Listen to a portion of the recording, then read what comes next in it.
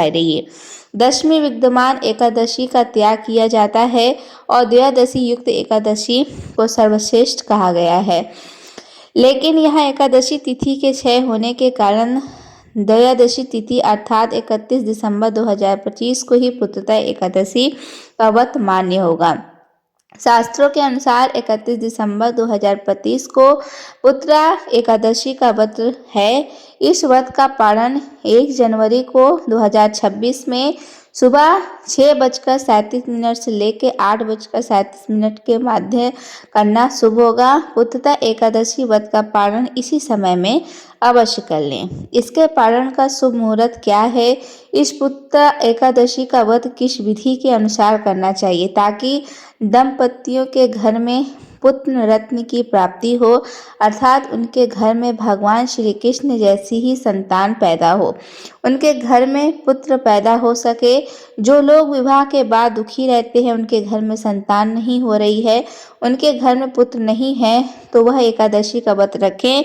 किस विधि के अनुसार रखें, इस विधि के अनुसार कथा सुने और विधि को अच्छे से पारण करके किन किन वस्तुओं का, तुलसी जी के कितने करें, केले के वृक्ष की कितनी परिक्रमा करें, पीपल के वृक्ष की कितनी परिक्रमा करें, आंवले के वृक्ष की किस प्रकार के दीपदान करें और भगवान राधा कृष्ण जी के मंदिर में या लक्ष्मी नारायण भगवान जी के मंदिर में जाकर किन वस्तुओं का दान करें ताकि 1 साल के भीतर हमारे घर में पुत्र की प्राप्ति हो जाए, यानी कि आपकी गोद में एक नन्हा मुन्ना सा बाल कृष्ण भगवान के रूप में आपका पुत्र खेलने लग जाए। पुत्रदा एकादशी का व्रत किस विधि के अनुसार करना चाहिए?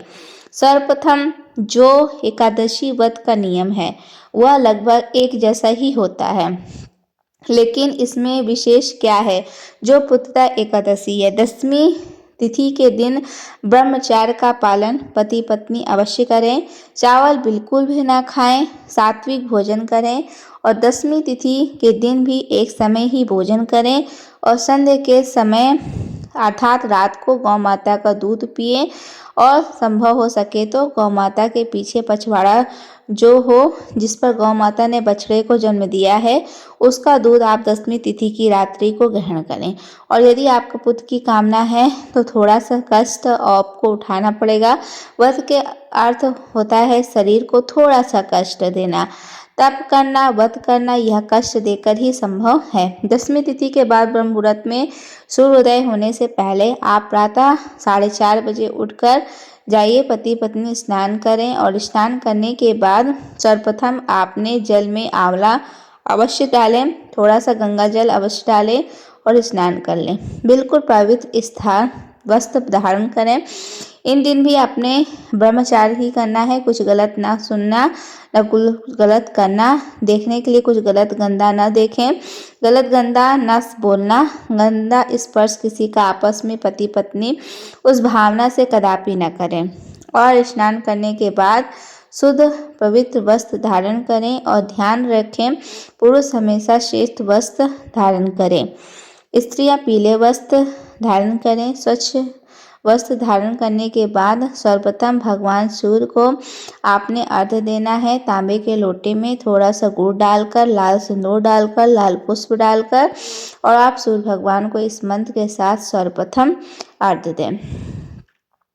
घृणी सूर्य नमः। सबसे पहली किरण सूर्य देव की आपकी मस्तक को छुए और उसके बाद याद रखें आप स्वयं सूर्य भगवान को अर्घ्य दे रहे हो तो तुलसी जी में ना दें, ऐसी जगह अर्घ्य दें कि वह अर्घ्य का गिरने का वाला जल आपके चरणों में ना गिरे। कोई पात्र रख लें, बाल्टी रख लें और फिर उस अर्घ्य वाले जल को अपने नेत्रों से लगाएं। 7 बार खड़े खड़े खड़ी की दिशा में सूर्य भगवान की परिक्रमा करें। उसके बाद आपने पूजा कक्ष में जाएं, हाथ में पवित्र गंगा जल धारण करें, पति पत्नी दोनों आपस में हाथों को जोड़ लें और फिर भगवान श्री कृष्ण के सामने, अपने लाडली गोपाल जी के सामने, शालिग्राम भगवान जी के सामने, लक्ष्मी नारायण भगवान के सामने, श्री सीताराम जी भगवान के सामने आपने व्रत का सर्वप्रथम संकल्प लेना है। हाथ में गंगा जल लीजिए, एक सिक्का लीजिए, एक तुलसी पत्र अवश्य लीजिए और श्वेत तिल थोड़े से उसको अवश्य लीजिए। भगवान से प्रार्थना करिए, मेरे लाडली गोपाल जी, मेरे लक्ष्मी नारायण भगवान जी, मेरे शालिग्राम भगवान जी, हम पति पत्नी पुत्र की कामना के लिए प्रभु आपकी प्रसन्नता के लिए पुत्रता एकादशी का व्रत कर रहे हैं। प्रभु हमारे इस व्रत को परिपूर्ण करने के लिए हमें शक्ति प्रदान करें, हमारे संकल्प को स्वीकार करें और फिर उस जल को लक्ष्मी नारायण जी के लड्डू गोपाल जी के चरणों में अर्पित कीजिए। उसके बाद पंचामृत आप जानते होंगे, गौ माता का दूध, दही, घी और फिर शक्कर है, शहद है, इन 5 चीज़ों का मिलाएं और तुलसी पत्र डालकर लीजिए। फिर उस पंचामृत से नमो भगवते वासुदेवाय मंत्र बोलकर लाडली गोपाल जी का अभिषेक शंख के साथ करवाएं। अगर घर में शंख नहीं है तो तीमो भगवते वासुदेवाय मंत्र का बोलकर ऐसे ही अर्पित करें। उसके बाद स्नान कराने के बाद शुद्ध जल लें और स्नान कराएं। फिर अपने लाडली गोपाल जी को केसर का इत्र अवश्य लगाएं और इत्र लगाने के बाद लाडली गोपाल जी को पीले वस्त्र धारण कराएं। मोर पंख अवश्य रूप से समर्पित करें।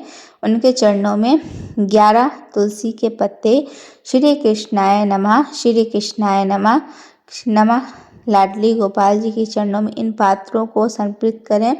फिर केले का फल अवश्य चढ़ाएं, नारियल का फल अवश्य चढ़ाएं, क्योंकि आप पुत्रता एकादशी का व्रत कर रहे हैं। पुत्र की कामना से गुलाब का फूल अवश्य चढ़ाएं, गेंदे का अर्थात पीला फूल अवश्य चढ़ाएं।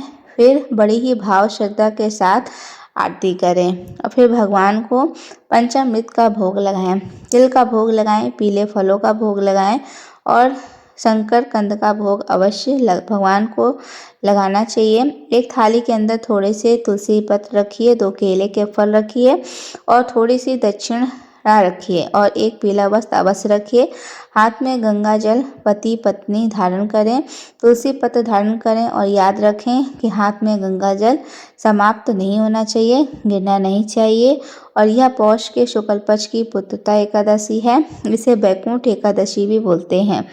और दक्षिणा भारत में तिरुपति बालाजी के दर्शन करने के लिए इतनी भारी भीड़ उमड़ती है क्योंकि बैकुंठ एकादशी भी कहलाती है। फिर बड़ी ही भाव श्रद्धा के साथ एकादशी व्रत की कथा को सुनना चाहिए। और व्रत की कथा किस प्रकार है, श्री कृष्ण के एक वृत्तांत के माध्यम से बताते हैं। कहते हैं कि एक समय की भद्रावती नगरी थी। उस भद्रावती में राजा श्रीकेतु का राज था।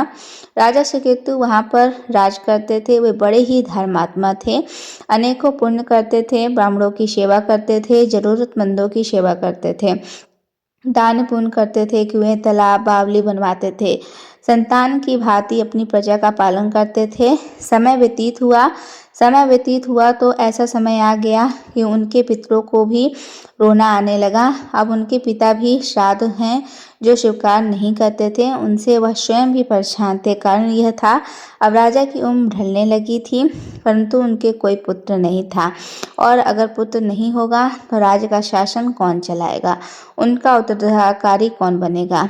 इससे बड़ी ही चिंता थी पितरों को भी, यदि थी कि उनकी कोई संतान नहीं होगी तो इसके कोई पुत्र ना होगा तो हमारा श्राद्ध कर्म कौन करेगा, हमारा पितृ कर्म कौन करेगा। इसके आने के बाद, इसके जाने के बाद हमें तर्पण करने वाला कोई नहीं होगा।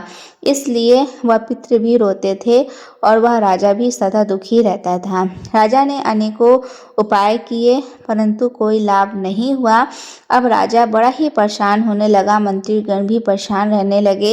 एक दिन राजा बहुत परेशान था। उसने अपना घोड़ा लिया, घोड़े पर सवार हुआ और बिना कुछ बताए ही वह जंगल की ओर चला गया। जंगल में एक भीषण जंगल के अंदर पहुंचा जहां बहुत से जंगली जानवर थे, शेर था, शियार था, हाथी थे। वहां पर वह जंगल की शोभा देखता रहा, उदास था। देखते ही उसके दोपहर हो गई और तो प्यास लगी तो वह जल की खोज में नज़दीक के ही दिखाई दे रहे एक जलाशय के पास पहुंचा। वहां उसने देखा कि वहाँ ऋषियों के कुछ सुंदर सुंदर आश्रम हैं और उसमें कुछ विश्व देवेग हैं जो कुछ पूजा पाठ कर रहे हैं। अतः वह राजा वहाँ पहुँचा, उसने सबको प्रणाम किया। उन्होंने कहा, आप इस घने जंगल में क्या कर रहे हैं, आप कौन हैं? तो उन्होंने कहा, राजन, हम विश्वदेव हैं, और स्नान करने के लिए यहाँ आए हैं। माघ निकट आया है। आज से हम 5वां दिन माघ का स्नान आरंभ हो जाएगा। तो इसी कारण हम इस पुत्रदा एकादशी का व्रत कर रहे हैं, जो व्रत करने वालों को पुत्र देती है, उनकी मनोकामना पूर्ण करती है। और उसके बाद माघ स्नान करके फिर हम यहाँ से अपने लोक को वापस चले जाएंगे। राजा ने जैसे ही पुत्रदा एकादशी का नाम सुना और सुना है कि मनुष्यों को पुत्र देती हैं, वह प्रसन्न हो गया। उन्होंने बारंबार सभी को विष्णुदेव को प्रणाम किया, उनके पैर पकड़ लिए, बोले, विष्णुदेवगण, यदि आप लोग प्रसन्न हैं तो मुझे पुत्र दीजिए, क्योंकि मुझे पुत्र की अत्यंत आवश्यकता है, अत्यंत इच्छा है। मुझे एक योग्य पुत्र हो जो मेरा राजपाट भी संभाले और मुझे मेरी मृत्यु के बाद मुझे तथा मेरे पितरों को दर्पण भी दे, पिंडदान भी करे। और सभी विष्णु देवों ने कहा, हे राजन, तुम चिंतित क्यों होते हो? अवश्य ही तुम्हें संतान की प्राप्ति होगी। आज ही पुत्र एकादशी है। आज इसकी हमारी बताई हुई विधि के व्रत करो, पूजन करो और कल इसका पालन करना। इससे तुम्हें संतान निश्चित रूप से पुत्र के रूप में प्राप्त होगी। देव श्री कृष्ण कहते हैं कि इस प्रकार उन कुंभ में रहने वाले मुनियों के कहने से राजा ने उस उत्तम व्रत का पालन किया और महर्षियों के अनुसार ही विधि पूर्वक पुत्रदा एकादशी का अनुष्ठान किया।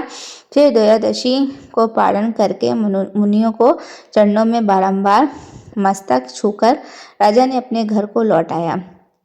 प्रभु की कृपा से रानी ने गर्भ धारण किया।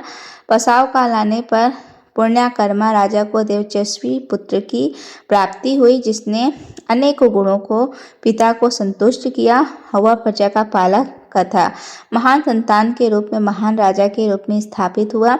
भगवान श्री कृष्ण कहते हैं, जो कोई पुत्रदा एकादशी का व्रत की इच्छा से संकल्प करके करता है, उसे पुत्र की प्राप्ति अवश्य होती है। इसलिए प्रिय भक्तों, यह एकादशी संतान देने वाली है, पुत्र देने वाली है। इसलिए इस व्रत की कथा को जो भी सच्ची से श्रद्धा से सुनता है या सुनाता है, उसको भगवान के वैकुंठ की प्राप्ति होती है और उसकी सभी मनोकामना पूर्ण होती है।